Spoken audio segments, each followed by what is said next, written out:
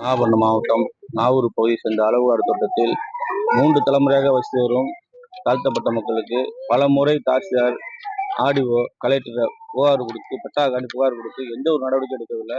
பல போராட்டம் நடத்திருக்கோம். இதனால வரைக்கும் எந்த ஸ்டெப்பும் எடுக்கல.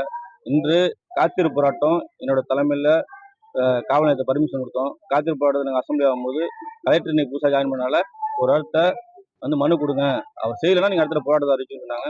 இன்னைக்கு நாங்கள் வந்து மனு கொடுத்துருக்கோம். கலெக்டர் மனு கொடுத்தப்ப கலெக்டர் வந்து உங்களுக்கு டைம் கொடுங்க, அதுக்குள்ள ஏற்பாடு செஞ்சு பட்டாசம் கொடுத்துட்டாரு. 70 குடும்பத்துக்கு வந்து அதை கண்டுகளை விட்டுட்டாங்க. ஆனா அது பக்கத்துலயே அரசு புறம்போக்கு வந்து அதுல எங்களுக்கு பட்டா வேணும்னு சொல்லி கலெக்டர் கோரிக்கை வச்சு பட்டா கொடுக்கலன்னா மீண்டும் போராட்டத்தை அறிவிப்போம். இல்ல சுத்தமா பக்கத்துல ஒரு குளம்,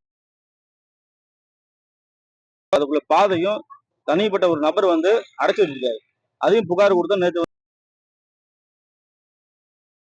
அந்த பாதையை மக்களுக்கு பயன்பாட்டு பாதையை அது உடனடியாக கலெக்டர் வந்து இன்னைக்கு நாளைக்குள்ள அந்த பாதையை ஆக்கிரமிப்பு அகற்றி அந்த குளத்தை எங்களுக்கு பயன்பாட்டில் கொண்டு வர வேண்டும் சொல்லி கோரிக்கை வைக்கிறேன்.